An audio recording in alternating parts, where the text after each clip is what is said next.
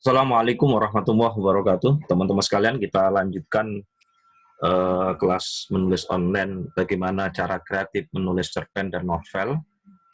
Dan ini adalah bagian yang kedua. Apa komponen penyusun novel itu atau cerpen? Yang pertama adalah alur cerita. Alur itu pergerakan cerita dari waktu ke waktu. Jadi ada alur progresif atau alur runtut, ada alur yang kilas balik, jadi flashback, atau percampuran antara keduanya. Dan alur itu dibangun oleh narasi, kemudian deskripsi, dibangun oleh dialog, kemudian dibangun juga oleh aksi atau laku dari tokoh-tokoh cerita. Maka alur yang baik itu akan sangat membantu pembaca untuk menangkap gambaran utuh dari cerita yang disuguhkan di dalam novel. Jadi penguasaan pada alur cerita itu sangat menolong penulis agar nggak kehilangan jejak. Jadi agar tidak mentok di tengah jalan. Maka saran terbaik, tulislah terlebih dahulu alur ceritanya dengan jelas. Jadi kalau dalam penulisan buku non-fiksi itu berarti kerangka berpikirnya. Ya, tapi kalau di dalam penulisan fiksi, cerpen dan novel, itu alur ceritanya.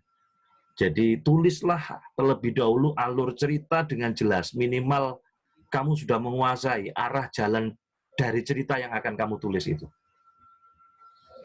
Kemudian yang kedua adalah dialog. Jadi dialog ini merupakan bagian percakapan antar tokoh. Antara tokoh dengan dirinya sendiri. Nah, jadi kata-kata yang diucapkan oleh tokoh-tokoh cerita. Jadi ada dialog lahir, yaitu yang terucapkan, tetapi juga ada dialog batin. Nah, jadi yang nggak terucapkan. Maka dialog yang baik sebenarnya adalah dialog yang remeh-temeh. Remeh-temeh itu ya familiar dalam percakapan sehari-hari. Karena itu jangan bernafsu untuk membuat dialog yang aneh-aneh dalam novel kamu. Ya kata-kata sehari-hari, kata-kata remeh-temeh, familiar dalam percakapan sehari-hari, karena ini membuat dialog itu jadi dinamis, jadi orang membaca jadi senang gitu. Ada beberapa hal yang harus menjadi bahan perhatian kamu ketika menulis sebuah dialog cerpen atau novel. Pertama, tidak harus mengulang informasi yang telah disuguhkan di dalam narasi ke dalam dialog. Ya, kemudian hindari dialog yang mubadir. Jadi biasanya berkaitan dengan sapa menyapa, perkenalan yang membosankan, dialog daerah yang dipasarkan ditulis di dalam bahasa ibunya. Padahal sebenarnya itu bisa disadur dalam bahasa Indonesia atau dengan kegagapan yang ditulis berantakan dalam dialog akhirnya.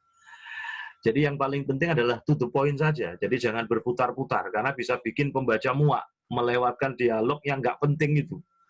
Kemudian gunakan bahasa yang sederhana, ringkas, tepat, jelas maksudnya. Saya ulangi, bahasa yang sederhana, ringkas, tepat, jelas maksudnya. Kemudian yang kelima, jangan lupa ikuti dengan aksi tokoh. Itu apa? Bahasa tubuhnya, mimik muka, gerakan tangan atau kaki. Itu Anda bisa menggambarkan di dalam novel itu. Semua hal yang berkaitan dengan ekspresinya. Itu semua sebagai penguat kesan yang ditangkap pembaca. Jadi kalau tokoh sedang marah, itu gambarkan bagaimana sangarnya wajahnya, bagaimana sangar wajahnya. Jadi jangan pernah bilang kalau tokoh cerita kamu itu begitu sangar waktu sedang marah sambil kemudian tersenyum manis. Maka yakinlah pembaca kamu akan langsung berhenti membaca cerpen kamu itu. Jadi kesan yang ditangkap pembaca itu benar-benar bisa tergambar kalau tokoh itu sedang marah. Jadi gambarkan bagaimana sangar wajahnya kalau orang marah itu. Nah, itu diungkapkan dalam apa? Dalam bahasa di dalam novel itu.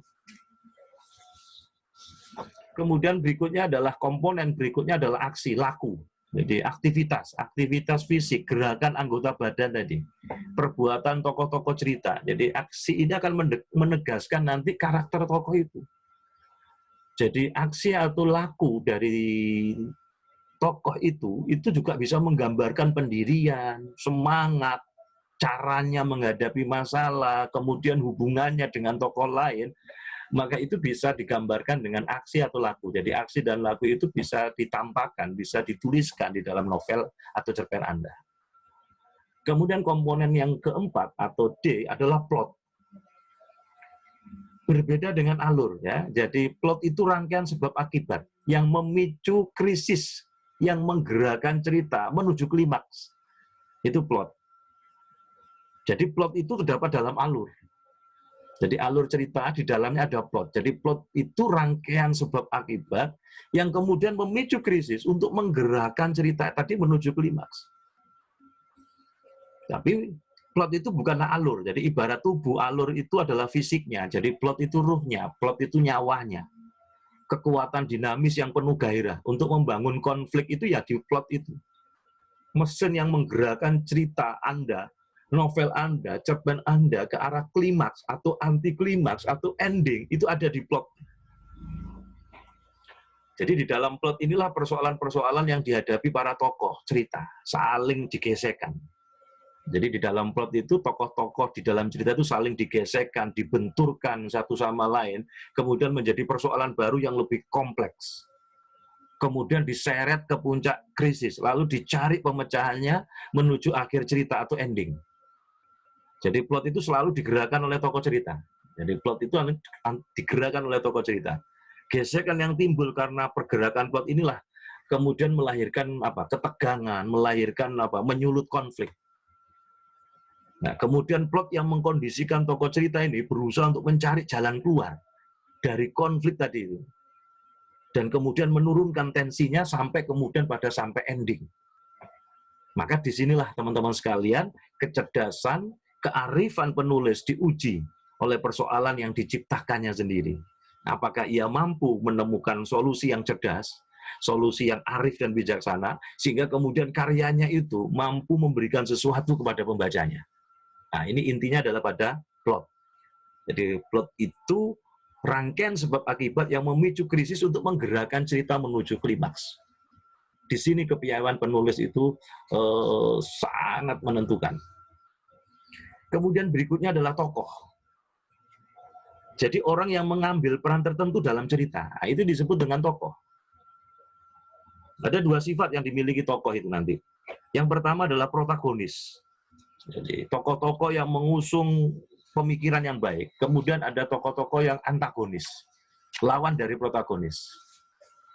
Sedangkan dilihat dari kedudukannya, nanti ada dua tokoh, yakni ada tokoh utama. Nah, tokoh utama itu adalah yang dominan, yang terlibat di dalam cerita. Dan kemudian ada tokoh pendukung. Nah, jumlah tokoh yang dilibatkan dalam sebuah cerpen atau novel itu sangat bergantung dari keinginan penulis dan kebutuhan cerita. Untuk tokoh utama, usahakan menampilkan tidak lebih dari 3 orang dalam sebuah cerpen.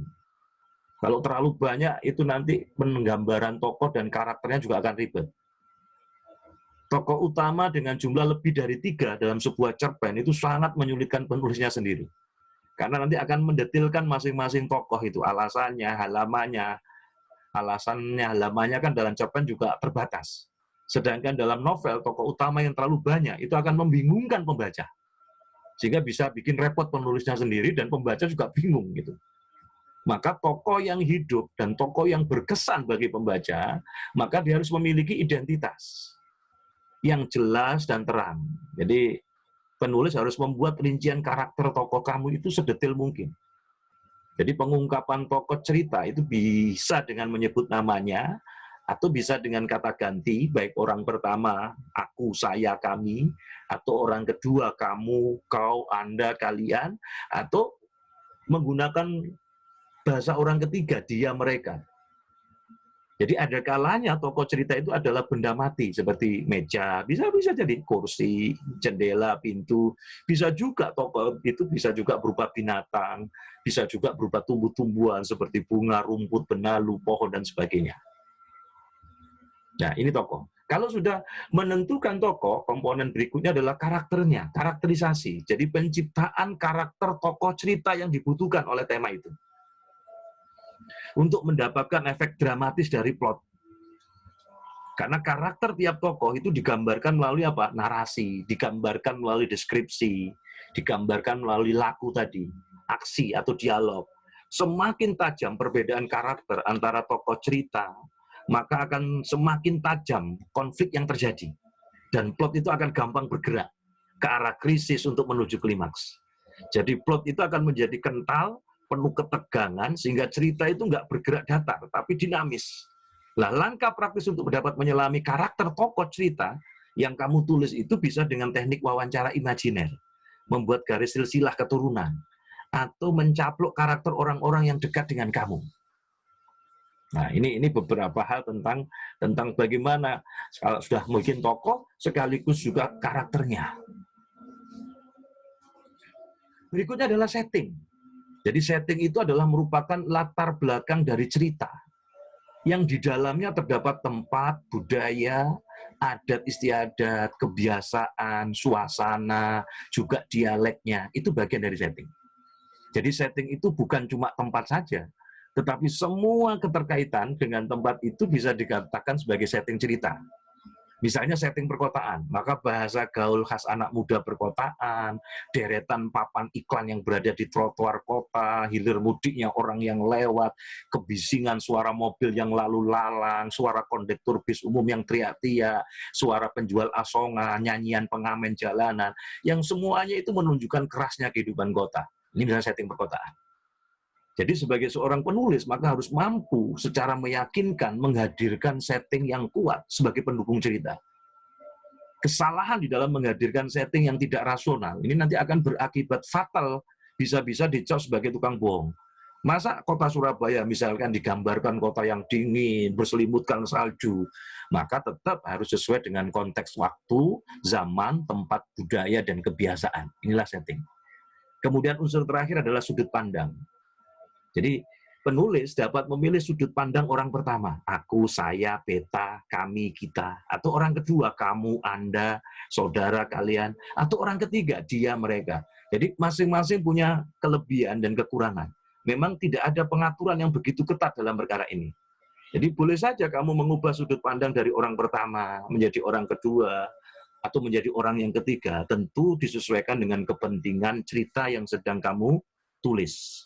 Namun biasanya ada yang paling dominan, apakah sudut pandang orang pertama, kedua, dan ketiga. Garis tegas pembedanya dapat kamu rasakan sendiri nanti, sewaktu menulis cerpen atau novelnya. Demikian teman-teman, cara kreatif singkat, mudah-mudahan tergambar, dan langsung action mencoba menulis berkarya dalam bentuk fiksi berupa cerpen dan novel. Sukses untuk Anda semua, salam literasi, wassalamualaikum warahmatullahi wabarakatuh.